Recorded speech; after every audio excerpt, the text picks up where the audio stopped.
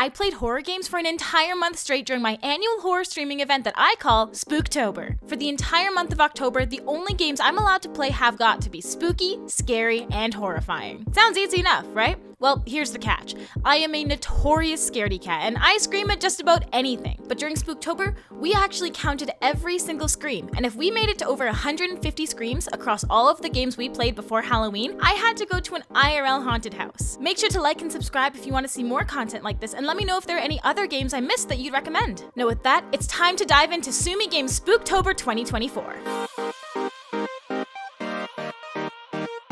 We're gonna start off the month nice and easy with Crime Scene Cleaner. You play as a mobster janitor making money to support his sick daughter and her expensive medical bills. You spend the game clearing away bodies, wiping up blood, and getting rid of any evidence left behind after the incidents. This game was honestly very satisfying to play. It's really just a cleaning sim, but with a bit of a darker tone to it. You get to experience the satisfaction of walking into a crazy, gross scene and making it so perfect that no one would ever know that a ton of people had just died there. It's simple to get a hang of and almost relaxing. It's Almost. We ended Crime Scene Cleaner with 7 screams, 143 away from an IRL haunted house. Leaving the crime scene behind us, we moved on to one of the biggest horror game franchises of all time, Five Nights at Freddy's 2. I'm not gonna lie, I only ever made it to night 4 in the first game, and I've tried 3 times now, so I figured maybe it was just in my best interest to move on to the sequel. However, unfortunately for me, FNAF 2 is scarier than the first. The biggest difference that made this game worse was the lack of doors to close myself off to the animatronics and freaking Foxy jumping on my face every 5 seconds.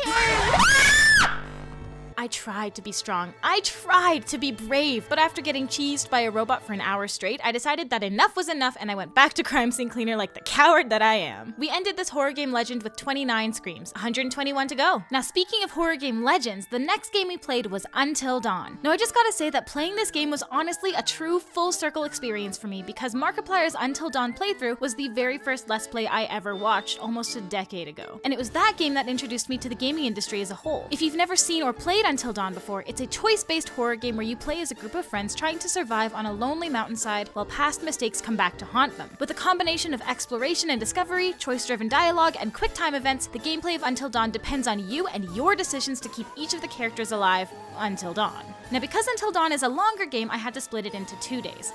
Problem was that we had some technical errors, so those 2 days had to be split up, so they were on day 3 and day 5. On day 3, we ended half of Until Dawn with 68 screams, more than doubling the scream count from the previous day. This left us with 82 more to go. It was at this moment that I realized I was doomed. 3 days in and over a third of the way to the goal. On the 4th day, which was originally supposed to be Until Dawn day 2, ended up being co-op Phasmophobia with my friend and mod create team. Phasmophobia, if you've never played it before, is a co-op or solo ghost hunting game where you go into different locations and use various ghost hunting methods to discern what ghost inhabits that place. You use tools like thermometers, cameras, salt, EMF readers, and more to figure out who's living there. Though create team and I didn't take it very seriously. Strike. Hey, look at that. I won golf. Wait. Bull. We ended day 4 of the challenge with 100 screams flat, 2/3 of the way to 150. Now it's time to head back over to Until Dawn for day 5. We finally got it working and we were able to finish Until Dawn that day, leaving us with a whopping 124 screams. It was at this point that I realized 150 was way too low of a goal because we were only a week and a half in and already really close to the goal. So I decided to make a couple new goals. At 150 screams, we would go to a haunted house, but like a PG, safe for kids kind of haunted house. At 250 screams, we would go to an appropriately scary adult haunted house. And if we made it to 400 screams before Halloween, we would go to the scariest, biggest haunted house event in my country, Screamfest. With these new goals in place, we moved on to the next game, Madison. Madison is a psychological horror game where you play as 16-year-old Luca after he is gifted a haunted Polaroid camera for his birthday. I can't even lie to you, I quit this game after 20 minutes. It was terrifying, and the puzzles were really hard, and I was too scared to think properly, and I had to call it a day pretty early. Now, side note, I did come back to this game and I played it with my brother off stream, and having another person around was really helpful, so we will finish the game at some point, just not during this challenge. But I just wanted to say, it's not that the game is bad, I'm just so bad at horror games like this. Now, because I only spent 20 minutes on the game, we decided to play some horror Roblox. I feel like Roblox horror games are both overhyped and completely overlooked, because there are some real hidden gems on the platform. I had a blast making making sushi for demons and having fun running around like a chicken with my head cut off, and we ended day 6 with 145 screams, 5 away from a real haunted house. With day 7 of the Spooktober challenge came Content Warning. Content Warning is a co-op horror and comedy game where you team up with a group of friends to try and go viral. Don't we all? Your objective is to go down into the abyss, find something scary, film it, and live to upload it to SpookTube and become rich and famous. Only problem is that the subjects of your videos will absolutely try to kill you, so you gotta do your best to not get murked. I teamed up with my friends Bree Cheeses, The Scamily, and Rainy Days to try and go viral. We certainly got some top hits and some top deaths too. This game is an absolute blast with opportunity for hilarious moments and is so much fun to play with friends. We ended Content Warning with 198 screams, meaning that we have finally hit the first goal of going to a haunted house. The next tier is the adult haunted house at 250 screams. Now the next game we played was Poppy Playtime 2. Poppy Playtime is the much anticipated sequel to the first installment of the game Poppy Playtime. In the original game, you were essentially investigating an abandoned toy factory in search of missing employees. Problem was, it wasn't actually abandoned. Not fully, at least. Poppy Playtime picks up where the first left off, and we begin our journey with the original Poppy Playtime doll after we free her. However, very shortly after we rejoin with Poppy, she's kidnapped by Mommy Longlegs and we are thrown into a chaotic world of the Game Station, a place where we must complete a series of mini-games and escape Mommy Longlegs before she... Obey the rules, or I'll tear you apart and eat your insides while you're still alive. Oh my god. Yeah, that. No, I really love this game. I think it's an amazing indie game and it's gone so far, and I cannot wait to play the third chapter, which I'm sure is even scarier than this one. We ended Poppy Playtime 2 with 216 screams, 34 to go into level 2. Up next, we have an infamous multiplayer horror game, Dead by Daylight. I don't know how I haven't managed to play DBD yet, but here we are. Dead by Daylight, also known as DBD, is a multiplayer survival and horror game where one player is given the role of killer and everyone else are normies. Oh, sorry. Survivors. The killer, kills. And the survivors survive?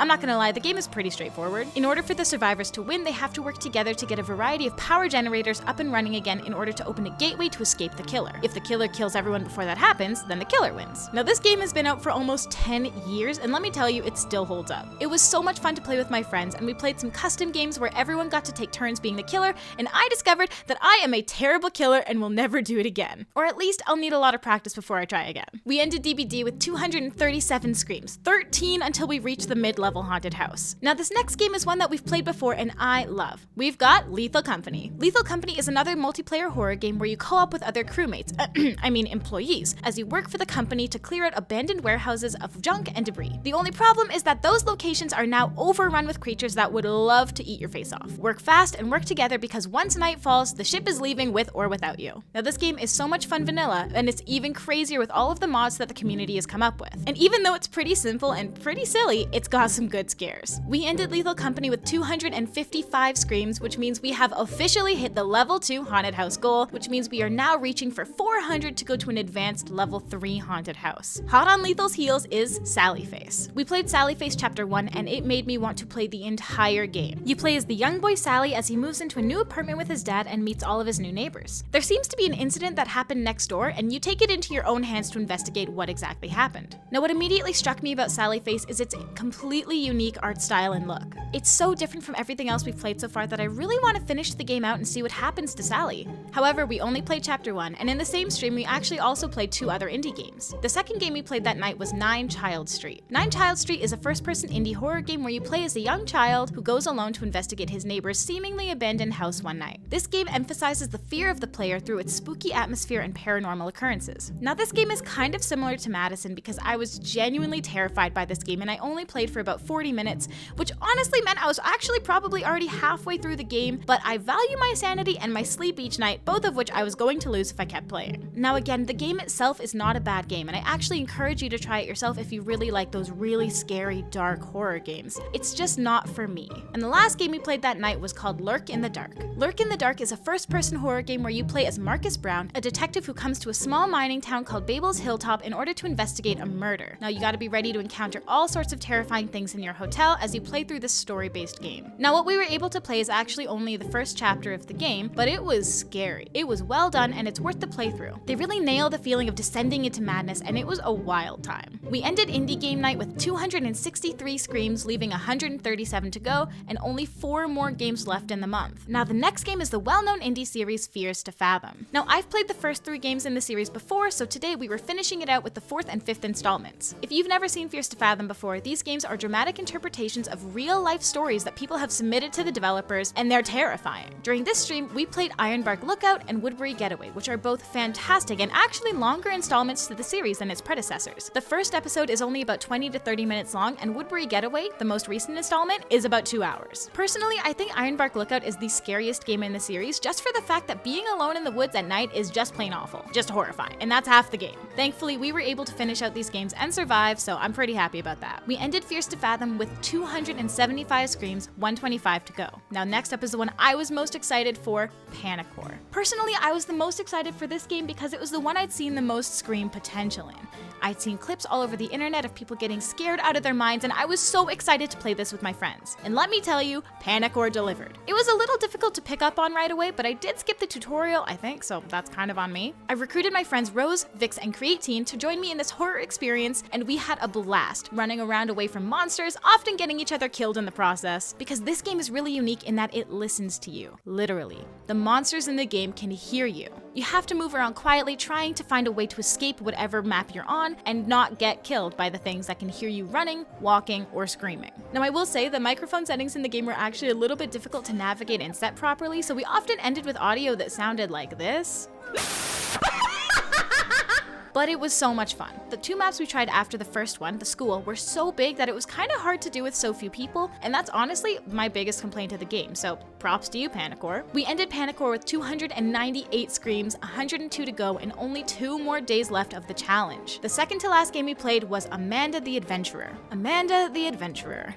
What to say about this game? The game follows Riley as they try to piece together all the clues left behind by their aunt after they inherit her house. They're trying to figure out what happened to a bunch of people regarding some show called Amanda the Adventurer.